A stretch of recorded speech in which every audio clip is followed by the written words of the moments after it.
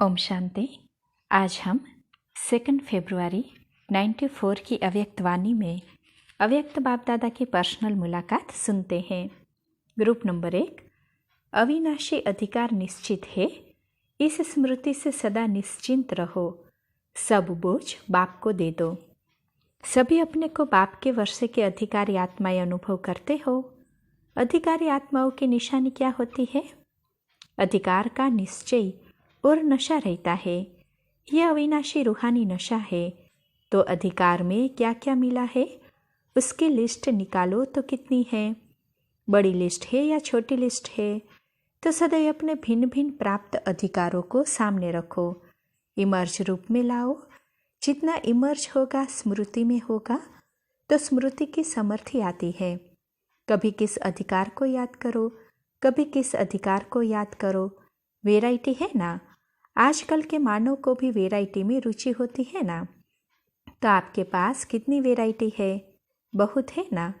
कभी वरदान को इमर्ज करो, कभी वर्षे को खजाने को मिले हैं उनको इमर्ज करो। तो कैसी स्थिति रहेगी? क्योंकि जैसी स्मृति वैसी स्थिति रहती है। अगर स्मृति अधिकार की रही तो स्थिति क्या रहेगी? खुशी में नाचते रहेंगे ना। आजकल की दुनिया में किसी को रिवाजी अधिकार भी मिलता है तो कितना मेहनत करके अधिकार लेते हैं। जानते हैं यह सदा काल का नहीं है, फिर भी कितना कुछ करते हैं। और आपको बिना मेहनत के अधिकार मिल गया। मेहनत करनी पड़ी क्या? बच्चा बनना अर्थात अधिकार लेना। मेरा माना और अधिकार मिला तो वाह मेरा अधिकार, वाह में श्रेष्ठ अधिकारी आत्मा। हद के अधिकार में नहीं, बेहद के अधिकार में। हद के अधिकार के पीछे अगर कोई चाहता है तो बेहद का अधिकार गंवाता है। तो सदा बेहद के अधिकार की खुशी में रहो। खुश रहते हो ना। आप जैसे खुशी किसी के पास है? निश्चिंत हो गए। कोई चिंता है क्या? पता नहीं क्या होगा, ये चिंता है? निश्चिंत है क्योंकि अविनाशी अधिकार निश्चित ही है। तो जहाँ निश्चित होता है वहाँ निश्चिंत होते हैं। कोई भी बात निश्चित नहीं होती तो उसकी चिंता रहती, पता नहीं क्या होगा। माताएं सभी निश्चिंत है कि कोई कोई चिंता रहती है। अगर सब बाप के हवाले कर दिया तो निश्चिंत होंगे। अपने ऊपर बोझ रखा तो निश्चिंत नहीं होंगे, फिर चिंता जरूर होगी। मेरी जिम्मेवारी है, मेरी फर्ज अदाई है, मेरापन आना माना चिंता। अगर फर्ज है या जिम्मेवारी है तो बेहद की है, हद की नहीं, विश्व की है, 2-4 की नहीं। अपने को अभी जगत माता समझती हो कि 4-5 बच्चे पोत्रे पोत्रियों की माताएं हो? किसी भी आत्मा को भी देखेंगे तो क्या लगता है यह हमारा परिवार है, कि सिर्फ लौकिक को अपना परिवार समझते हो? बेहद परिवार के हैं, बाप की सहयोगी आत्माएं हैं। बेहद का नशा है ना कि कभी हद का कभी बेहद का। जैसे बाप वैसे बच्चे होते हैं। तो बाप बेहद का बाप है तो बच्चे भी बेहद के हुए ना। तो क्या याद रखेंगे? हम अधिकारी आत्माएं हैं। सिर्फ वर्षे के नहीं, वरदानों के भी डबल अधिकारी है। वरदान भी देखो कितने मिलते हैं। रोज वरदान मिलता है ना। तो वरदानों से भी झोली भरते हो और वर्षे से भी झोली भरते हो। इसलिए सदा भरपूर रहते हो, खाली नहीं। सदा यह स्मृति रखो कि अनेक बार की अधिकारी आत्माएं हैं। सभी ठीक है, हलचल तो नहीं है। कभी व्यर्थ की, कभी और परिस्थिति की, प्रकृति की हलचल होती है। जो विश्व को अचल अडोल बनाने वाले हैं वो स्वयं कैसे हलचल में आएंगे? परिस्थिति कितनी भी बड़ी हो, लेकिन स्वस्थिति के आगे कितनी भी बड़ी परिस्थिति क्या है? कुछ भी नहीं। महारथी को कोई हिला नहीं सकता। तो स्वयं सदा अचल बन औरों को भी अचल बनाना। हलचल का नाम निशान भी नहीं। बाप से प्यार है ना, तो प्यार की निशानी होती है समान बनना। Group number 2। अपने श्रेष्ठ टाइटल्स की स्मृति से रूहानी नशे का अनुभव करो। वाह वाह के गीत सदा गाते रहो। सदा क्या से क्या बन गए ये स्मृति रहती है। कल कौड़ी तुल्य थे और आज हीरे तुल्य बन गए। तो कहाँ कौड़ी और कहाँ हीरा, कितना अंतर है। जब अंतर का मालूम होता है तो कितनी खुशी होती है। बाप ने क्या से क्या बना दिया। कल अंधकार में थे और आज रोशनी में आ गए। तो अंधकार में क्या मिला? ठोकरें मिली ना। अंधकार में ठोकर खाते हैं और रोशनी में एंजॉय करते हैं। तो कल क्या है और आज क्या, ये सदा सामने स्पष्ट हो। और बाप दादा सदा कहते हैं कि डबल हीरो बन गए, एक हीरे समान जीवन और दूसरा इस ड्रामा के हीरो एक्टर बन गए। तो डबल हीरो हो गए ना। अगर सारे ड्रामा के अंदर देखो तो हीरो पार्टधारी कौन है? कहेंगे ना हम हैं। तो डबल हीरो है, तो डबल खुशी है ना। ऐसे तो देखो आपको बाप द्वारा कितने टाइटल्स मिले हैं। टाइटल्स की लिस्ट है ना। रोज की मुरली में कोई ना कोई विशेष टाइटल मिलता है। तो टाइटल का कितना नशा होता है। किसको प्रधानमंत्री या प्रेसिडेंट टाइटल दे तो कितना नशा रहेगा। और आपको टाइटल देने वाला कौन? जो भाग्य विधाता बाप है वो स्वयं बच्चों को टाइटल देते हैं। तो जैसे बाप अविनाशी तो टाइटल भी अविनाशी। विनाशी टाइटल का नशा विनाशी अल्पकाल का रहता है और ये रूहानी टाइटल का नशा अविनाशी है। जिसे अविनाशी नशा रहता है उसके दिल में सदा ये गीत बजता है, वाह मेरा श्रेष्ठ भाग्य। ऑटोमेटिक बजता है, बजाना नहीं पड़ता। दूसरी जो भी मशीनरीज होती है वो आजकल ठीक है, कल खराब हो जाएगी, लेकिन ये दिल का गीत सदा ही बजता रहता है।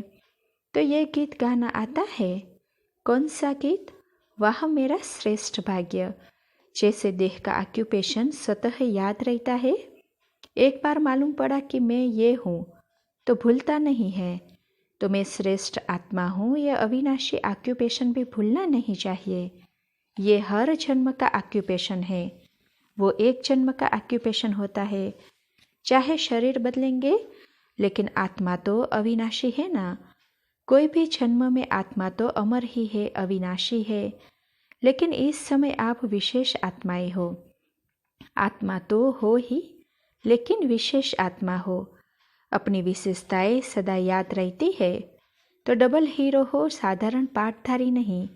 हीरे समान बने हो या अभी भी कुछ पत्थर है कुछ हीरा है। कहाँ हीरे की वैल्यू, कहाँ पत्थर की वैल्यू। अगर विस्मृति है तो पत्थर है और स्मृति है तो हीरा है। अब विस्मृति का समय समाप्त हुआ। जो हूँ जैसा हूँ वो भूल नहीं सकता। तो विस्मृति की दुनिया को छोड़कर आ गए। अभी संगम युग स्मृति का युग है, कलयुग विस्मृति का युग है। तो आप सब संगम युग के रहवासी हो या कभी कभी कलयुग में चक्कर लगाने चले जाते हो। अगर थोड़ा भी बुद्धि गई तो चक्कर में फंस जाएंगे। विस्मृति की दुनिया से निकल आए। कलयुग में तो बहुत रौनक है, तो उस रौनक को क्यों छोड़कर आ गए? रौनक जरूर है लेकिन धोखा देने वाली रौनक है। बाहर से रौनक दिखाई देती है और अंदर धोखा देने वाली है। क्या अनुभव है? धोखा देने वाली रौनक है ना। सब अच्छी तरह से अनुभव कर चुके हो ना कि अभी कुछ अनुभव करना बाकी है। धोखा खाते खाते थक गए। आर्टिफिशियल दुनिया है ना, लेकिन चमक आर्टिफिशियल की ज़्यादा है। तो कभी आर्टिफिशियल चमक आकर्षित तो नहीं करती। जब एक बार धोखा खाकर देख लिया तो दोबारा धोखा खाया जाता है क्या? इसीलिए बच गए। माताएं अपना श्रेष्ठ भाग्य देख खुशी में नाचती रहती हो ना। संगम पर शक्तियों की बारी पहले है। द्वापर कलयुग में पांडवों को चांस मिलता है और संगम पर शक्तियों को चांस मिलता है। अभी देखो बाप ने माताओं को चांस दिया तो दुनिया में भी आजकल माताओं को चांस देने का बुद्धि में आया है। धर्म नेताओं में देखो पहले कोई माता नहीं होती थी, लेकिन अभी महामंडलेश्वरिया भी है। अभी माताएं भी गुरु बन जाती है। तो जब बाप ने चांस दिया तो लोग भी चांस देने लगे। तो माताओं को डबल खुशी है ना कि हमको बाप ने ऊंचा बना दिया। ग्रुप नंबर 3, सर्वश्रेष्ठ शक्ति शांति की शक्ति है, जिससे असंभव को भी संभव बना सकते हो। एक बल एक भरोसा ऐसी श्रेष्ठ आत्मा है ऐसे अनुभव करते हो? एक बल एक भरोसा है या अनेक बल अनेक भरोसे हैं? एक बल कौन सा है? साइलेंस का बल, योग का बल। एक बाप में भरोसा अर्थात निश्चय होने से यह साइलेंस का बल, योग का बल स्वतः ही अनुभव होता है। तो साइलेंस की शक्ति वाले हैं, योग बल वाले हैं। यह स्मृति रहती है। शांति की शक्ति सर्वश्रेष्ठ शक्ति है, क्योंकि और सभी शक्तियाँ कहाँ से निकलती है? शांति की शक्ति से ना। आज साइंस की शक्ति का प्रभाव है, लेकिन वह भी निकली कहाँ से? शांति की शक्ति से निकली ना। तो शांति की शक्ति द्वारा जो चाहो वह कर सकते हो, असंभव को भी संभव कर सकते हो। जो दुनिया वाले आज असंभव कहते हैं, आपके लिए वह संभव है ना। तो संभव होने के कारण सहज लगता है, मेहनत नहीं लगती। दुनिया वाले तो अभी भी यही सोचते रहते हैं कि परमात्मा को पाना बहुत मुश्किल है, और आप क्या कहेंगे? पा लिया। वह कहेंगे कि परम आत्मा तो बहुत ऊंचा, हजारों सूर्य से भी तेजोमय है, और आप कहेंगे वह तो बाप है, स्नेह का सागर है, जलाने वाला नहीं है। हजारों सूर्य से तेजोमय तो जलाएगा ना, और आप तो स्नेह के सागर के अनुभव में रहते हो। तो कितना फर्क हो गया। जो दुनिया ना कहती वह आप हाँ करते, फर्क हो गया ना। कल आप भी नास्तिक थे और आज आस्तिक बन गए। कल माया से हार खाने वाले और आज माया जीत बन गए। फर्क है ना। माताएं जो कल पिंजरे की मैना थी और आज उड़ती कला वाले उड़ते पंछी है। तो उड़ती कला वाले हो या कभी कभी वापस पिंजरे में जाते हो। कभी कभी दिल होती है पिंजरे में जाने की। बंधन है पिंजरा और निर्बंधन है उड़ना। मन का बंधन नहीं होना चाहिए। अगर किसी को तन का बंधन है तो भी मन उड़ता पंछी है। तो मन का कोई बंधन है या थोड़ा थोड़ा आ जाता है। जो मनमना भव हो गए वह मन के बंधन से सदा के लिए छूट गए।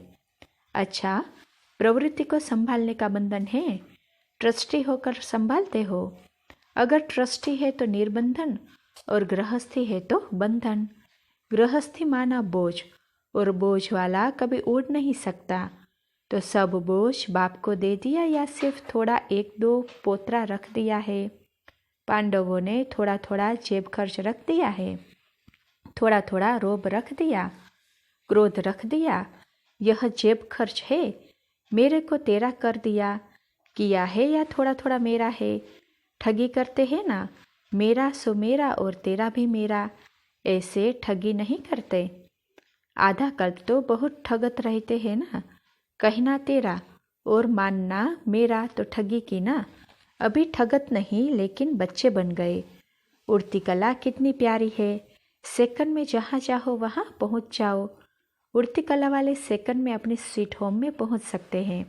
इसको कहा जाता है योग बल शांति की शक्ति।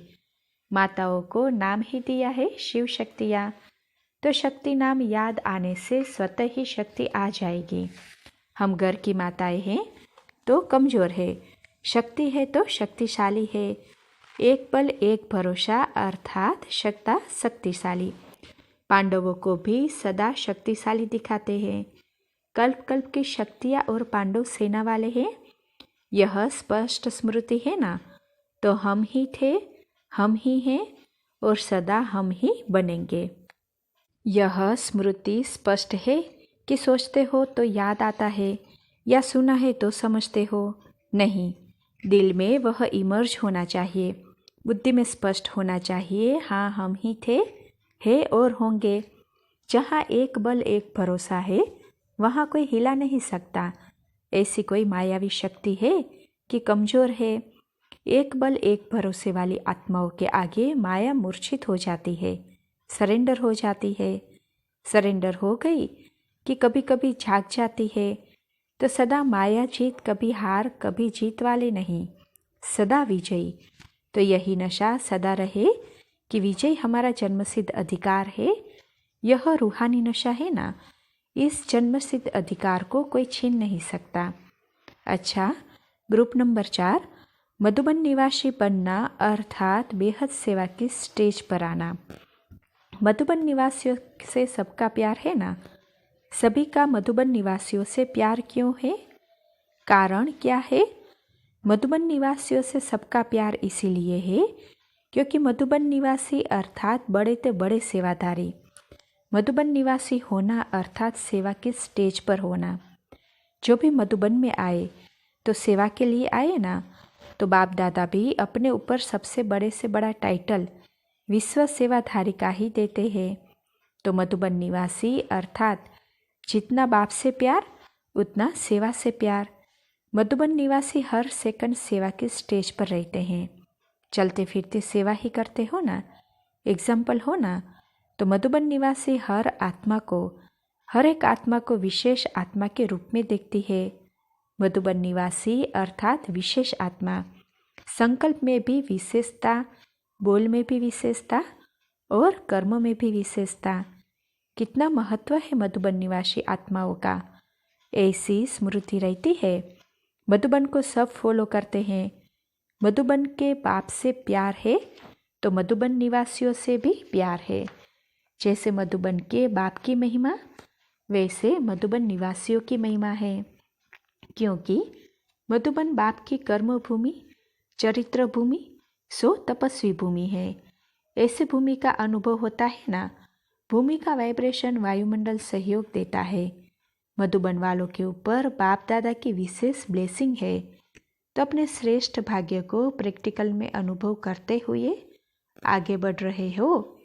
सबकी उड़ती कला वाले हो या कभी रुकती कला कभी उड़ती कला। ब्रह्मा बाप की विशेषता कौन सी गायन करते हो? अथक सेवाधारी। तो पुरुषार्थ की गति में भी अथक, थकने वाले नहीं, औरों को भी उड़ाने वाले जिम्मेवारी है ना। क्योंकि मधुबन वालों को सभी सहज फॉलो करते हैं। तो इस वर्ष में अपने तीव्र पुरुषार्थ का कोई विशेष प्लान बनाया है, क्योंकि मधुबन के पुरुषार्थ की लहर भी चारों ओर फैलती है। मधुबन वाले भट्टी करते हैं, तपस्या पावरफुल करते हैं, तो चारों ओर वह वाइब्रेशन जाता है। तो कुछ नया तीव्र गति का प्लान बनाओ। जैसे कोई भी बड़ा स्थान बनाते हैं तो पहले क्या करते हैं? ज्ञान सरोवर बनाना था तो पहले मॉडल बनाया था ना। तो मधुबन निवासी है मॉडल। तो जितना मॉडल वैल्यूएबल होता है उतना ही ओरिजिनल मकान भी वैल्यूएबल होता है। निमित्त तो मॉडल ही बनता है ना। कोई नया प्लान बनाया है क्योंकि मधुबन निवासी इन्वेटर है ना। तो कहा आपने जो होमवर्क दिया वह करेंगे। तो बाबा ने कहा अच्छा, मधुबन निवासी पहले मधुबन के ग्रुप में प्रयोग करके अनुभव सुनाएंगे तो सब में उमंग उत्साह आएगा। जिसको भी देखे सबका एक दृढ़ संकल्प हो तो संगठन का बल तो मिलता है ना। मधुबन की यही विशेषता सभी को प्रिय लगती है कि हर आत्मा का हर कर्म विशेष हो, साधारण नहीं। क्योंकि यहाँ सहयोग बहुत है। एक तो सभी आत्माओं की शुभ भावना का मधुबन निवासियों को बहुत सहयोग मिलता है। कोई भी बात होगी तो सभी की भावना पहले मधुबन के तरफ जाती है। वायुमंडल की, पढ़ाई की, बाहर के पोल्यूशन की कितनी भी मदद है। यहाँ मधुबन में प्रकृति के पोल्यूशन भी नहीं है। तो रिजल्ट में मधुबन निवासी सभी किस माला में आएंगे? पहली माला में या दूसरी माला में? पहली में सारी सीट मधुबन वाले ही लेंगे। सभी खजानों से भरपूर होना कि कोई कमी है, कोई सेल्वेशन चाहिए कि सदा तृप्त आत्माएं हो। सभी ज्ञान के खजाने में भी भरपूर, शक्तियों में भी भरपूर, गुणों में भी भरपूर। गुण मूर्त देखना हो तो कहाँ देखे? मधुबन में या और स्थानों में? सब में मधुबन नंबर 1। जिसको जब देखे जहाँ देखे गुण मूर्त, शक्ति मूर्त, ज्ञान मूर्त, साधारण नहीं। मधुबन माना ही विशेष। मधुबन वाले बेफिक्र बादशाह तो है ही या कोई फिक्र रहता है? तो कहा किसी ने संपूर्ण बनने का। तो बाबा ने कहा यह फिक्र फकर्स में लाना है। फिक्र नहीं फकर है, बनना ही है। अच्छा, मधुबन निवासियों के तीव्र पुरुषार्थ का स्लोगन कौन सा है? तो किसी ने कहा, जो कर्म हम करेंगे हमें देख और करेंगे। बाबा ने कहा, स्लोगन ठीक सुनाया। जो भी कर्म करो पहले यह स्लोगन याद रखो कि जो हम करेंगे वह सब करेंगे, तो स्वतः ही विशेष कर्म होगा। अच्छा, बाकी कारोबार तो ठीक चल रही है ना? सबकी डिपार्टमेंट ठीक है? अच्छा, ओम शांति।